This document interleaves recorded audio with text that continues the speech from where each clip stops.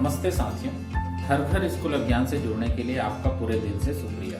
हमें पूरा भरोसा है कि आपके सहयोग से इस अभियान को सफलता मिलेगी। आपके साथ शिक्षण सामग्री साझा हुई है, उसमें आपको कुछ बड़ी किताबें मिली होगी। इस प्रकार से बड़ी किताबें इस वीडियो में हम समझेंगे कि इन किताबों को कैसे इस्तेमाल किया जाए। इन बड़ी किताबों के साथ पढ़कर सुनाने का काम होगा।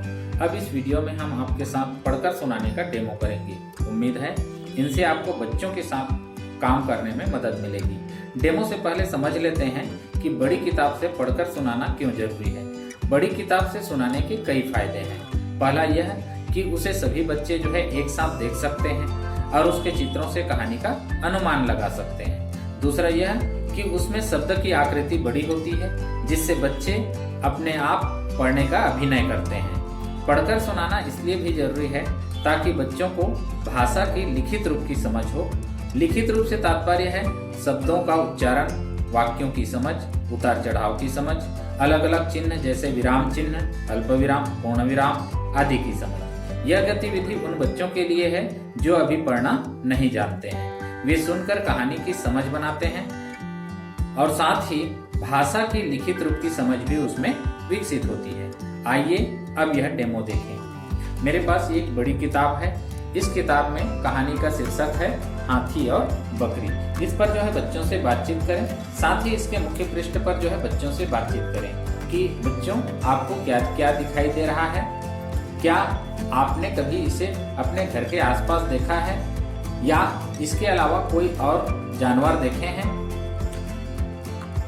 बच्चों से बातचीत करें कि आगे कहानी में क्या हुआ होगा और बच्चों से यह भी बातचीत करें। कठिन शब्द आए हुए पर बातचीत करें। कठिन शब्द जैसे इसमें आया है अचानक। अचानक पर बच्चों से बातचीत करें और साथ ही स्वयं भी बताएं कि अचानक का अर्थ क्या होता है। अचानक मतलब होता है एकदम से, एकाएक।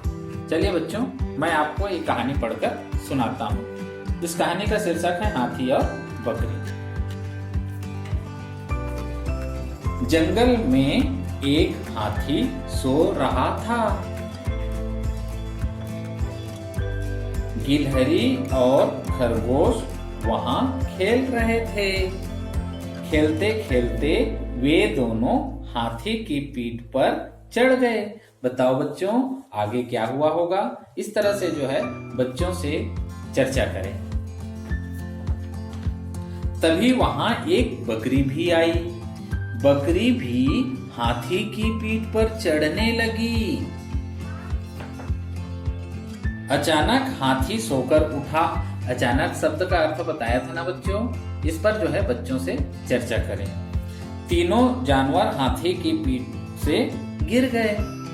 बच्चों, अब आगे क्या हुआ होगा। इस तरह से बच्चों से चर्चा करें। गिलहरी और खरगोश भाग गए। बकरी वहीं खड़ी रह गई। हाथी ने बकरी को अपनी पीठ पर घुमाया। कैसी लगी बच्चों कहानी। इस तरह से कहानी के अंत में बच्चों से प्रश्न पूछकर हम उसकी समझ को जान सकते हैं और बच्चों से कहानी दोहराने के लिए कहें। साथ ही कठिन शब्दों पर भी चर्चा करें।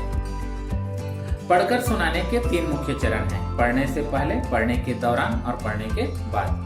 पढ़कर सुनाने से पहले कहानी के बारे में अनुमान लगाना, मुश्किल शब्दों पर चर्चा करना। पढ़कर सुनाने के दौरान ऊंची आवाज और उतार चढ़ाव हाव भाव के साथ सुनाना। बीच बीच में 1 या 2 जगह रुककर पूछना कि कहानी में आगे क्या होगा। पढ़कर सुनाने के बाद कहानी पर चर्चा और शब्दावली की गतिविधियां।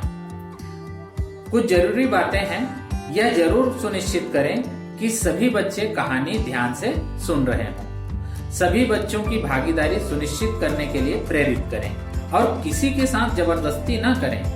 कहानी में आए मुश्किल शब्दों पर चर्चा करें। कहानी के पूर्व और कहानी के दौरान, कहानी के बाद। कहानी पर और भी कार्य करवाए जा सकते हैं, जैसे कहानी पर अभिनय करवाए जा सकते हैं। कहानी अपने शब्दों में सुनाने के लिए प्रेरित कर सकते हैं। कहानी से क्या सीख मिली, इस सवाल से जरूर बचें।